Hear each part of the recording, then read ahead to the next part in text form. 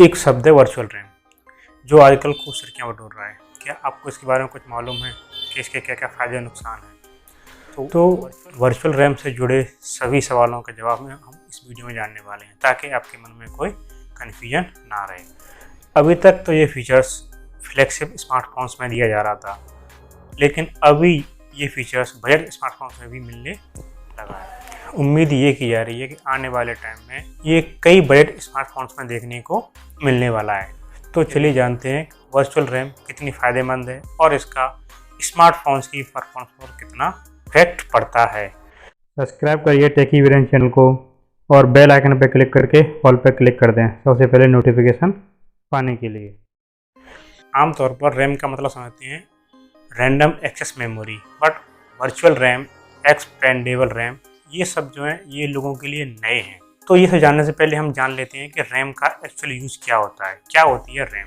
तो virtual RAM या expendable RAM का कॉन्सेप्ट समझने से पहले हमें ये जानना जरूरी है कि रैम क्या है।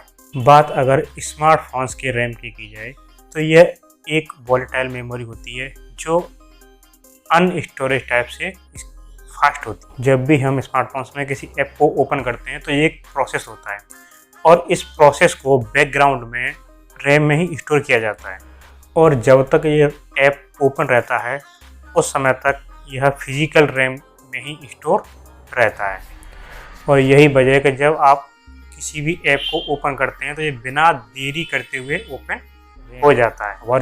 आसान शब्दों में समझा जाए तो वर्चुअल रैम एक ऐसी सुविधा है जिसमें आपके स्मार्टफोन्स की इंटरनल स्टोरेज के एक हिस्से का उपयोग किया जाता है। अब बात करते हैं कि वर्चुअल रैम कैसे काम करती है। जैसा कि आपको इसके नाम से ही पता चल रहा है कि ये वर्चुअल रैम है और यह आपको स्मार्टफोन्स में फिजिकली रूप से नज़र नहीं आती है। ये आपके फ़ोन का एक इंटरनल हिस्सा होता है जो कि टेम्परेरी फाइल्स को स्टोर करने के लिए आपके इंटरनल स्टोरेज के एक हिस्से को रिजर्व करके रखती है। और जब कभी भी हमें अधिक रैम की आवश्यकता होती है तो स्मार्टफोन इसका यूज करता है। जब भी आप स्मार्टफोन में एक से अधिक ऐप्स ओपन करते हैं तो उस समय रैम का एक बहुत ही अहम रोल होता है, क्योंकि इस समय आप रैम का एक बड़ा हिस्सा यूज कर रहे होते हैं। ऐसी स्थिति में वर्चुअल रैम एक अपना इम्पोर्टेंट रोल अदा करती है। वर्चुअल रैम टेम्परेरी फाइल्स को रिजर्व इंटरनल स्टोरेज में सेंड करने का काम करती है। ऐसा होने से फिजिकली रैम में ज़्यादा ऐप्स को ओपन करने के लिए हमें ज़्यादा स्पेस मिल जाता है। अब बात करते हैं physically RAM versus virtual RAM. क्या वर्चुअल रैम भी फिजिकल रैम की तरह अच्छी होती है, यानी कि फ़ायदेमंद होती है? तो अगर परफॉर्मेंस के आधार पर बात की जाए तो फिजिकल रैम जो है वो हमेशा वर्चुअल रैम से फास्ट होती है। इसके पीछे की वजह जान लेते हैं। दरअसल रैम इंटरनल स्टोरेज की अपेक्षा फास्ट होती है, क्योंकि अगर मार्केट में अवेलेबल करंट रैम की बात की जाए तो स्मार्टफोन्स के लिए DDR5 रैम उपलब्ध है, जिसकी जो मैक्स फ्रीक्वेंसी है वो 6400 Mbps होती है। और जो स्टोरेज है वो मार्केट में भी अवेलेबल है UFS 3.1, जिसकी मैक्सिमम फ्रीक्वेंसी 2900 Mbps होती है। यानी कि आप देखो कहाँ 2900 Mbps और 6400 Mbps में कितना बड़ा डिफरेंस है। यानी कि ये आपको डबल, यानी कि 2 गुने से भी ज़्यादा फास्ट रैम होती है आपके स्टोरेज की अपेक्षा। जब हम एक्सपेंडेबल रैम या वर्चुअल रैम का यूज़ करते हैं तो बहुत सारा डाटा इंटरनल स्टोरेज में ट्रांसफ़र हो जाता है, जो कि बाद में वापस से रैम में आ जाता है। रैम के केस में कुछ भी मैनुअल करने की आवश्यकता नहीं होती है, क्योंकि जब भी हमें यानी एक्स्ट्रा रैम की आवश्यकता होती है तो स्मार्टफोन्स ऑटोमेटिक ये प्रोसेस कर लेता है। अब थोड़ी सी बात करते हैं कि ये फीचर स्मार्टफोन्स में क्यों दिया जा रहा है। तो ऐसा नहीं है कि यह फीचर जो है कुछ नया है। कुछ इससे पहले भी जो पीसी कंपनी होती हैं जो लैपटॉप या डेस्कटॉप बनाती हैं, मैन्युफैक्चर करती हैं, वो इस फीचर्स को काफ़ी समय पहले से यूज़ करते जा रही हैं। इससे पहले कुछ समय पहले ये जो फ्लैगशिप स्मार्टफोन्स होते हैं सिर्फ उनमें ही दिया जा रहा था, बट अभी ये बजट स्मार्टफोन्स में भी मिलने लगा है। इसका एक सबसे बड़ा मेन रीज़न है कॉस्ट, क्योंकि जब भी हम फिजिकल रैम जो होती है उसे हम फिजिकल रैम जब हम किसी भी स्मार्टफोन्स के लिए या उसको जब ऐड किया जाता है तो उसकी कॉस्ट बढ़ जाती है। रैम की जो कॉस्ट बढ़ती है उससे क्या है कि स्मार्टफोन्स की कॉस्ट बढ़ जाती है।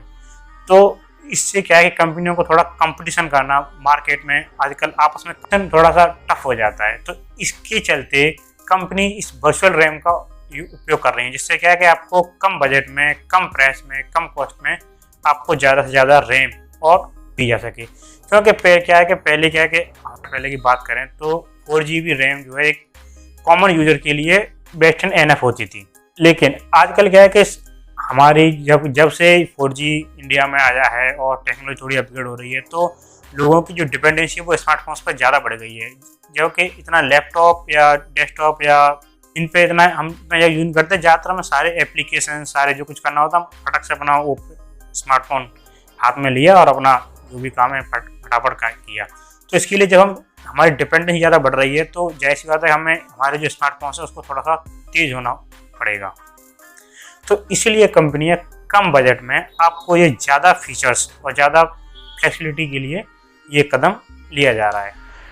अब बात कर लेते हैं वर्चुअल रैम की खासियत और कमियों के बारे में। तो सबसे पहले हम खासियत की बात करेंगे, यानी नंबर 1, वर्चुअल रैम होने से फ़ोन थोड़ा सा थोड़ा खास हो जाता है, क्योंकि कस्टमर को कम प्राइस रेंज में अधिक रैम की सुविधा मिल जाती है। नंबर 2, फिजिकल रैम कॉस्टली होती है और वर्चुअल रैम क्योंकि हम इंटरनल स्टोरेज का यूज़ करते हैं तो ये हमें थोड़ी सी सस्ती पड़ती है, तो हमें इसके लिए कुछ एक्स्ट्रा पैसा नहीं पे करना होता है। वर्चुअल रैम को एक्सटेंड करने से स्मार्टफोन की थोड़ी सी परफॉर्मेंस भी इनहेंस हो जाती है। नंबर 3, कोई भी smartphone 6GB physical RAM plus 2GB virtual वाला रैम 8GB वाले स्मार्टफोन्स की बराबर परफॉर्मेंस तो नहीं दे सकता, बट उससे कहीं न कहीं आपको कम कॉस्ट में यानी कम प्राइस में आपको ये सुविधा मिल जाती है। नंबर 4, वर्चुअल रैम एक्सटेंड होने से आपको स्मार्टफोन का रैम मैनेजमेंट आपको काफ़ी अच्छा देखने को मिल सकता है। नंबर 5, गेमर्स और मल्टीटास्किंग वालों के लिए ये फीचर्स काफ़ी फायदेमंद हो सकता है, क्योंकि इन कामों के लिए हमें अधिक मेमोरी की, अधिक रैम की आवश्यकता होती है। अब बात करते हैं इसकी कमियों के बारे में। तो इसकी मुझे मेजर 2 कमियां नज़र आती हैं। पहली, ये फीचर तभी काम आता है जब हमें अतिरिक्त स्टोरेज की आवश्यकता पड़ती है, क्योंकि ये इंटरनल स्टोरेज की टेम्परेरी रैम के तौर पर यूज करता है। नंबर 2, अगर आपके फ़ोन की इंटरनल स्टोरेज पहले से ही फुल हो चुकी है तो उस केस में स्मार्टफोन जो है आपकी वर्चुअल रैम या एक्सपेंडेबल रैम प्रयोग नहीं करता है, क्योंकि आपके फ़ोन की जो इंटरनल स्टोरेज वो पहले से ही फुल हो चुकी होती है। तो ऐसी स्थिति में ये सिर्फ जो आपको पहले से ही जो डेडिकेटेड जो फिजिकल रैम है सिर्फ उसका ही यूज करता है।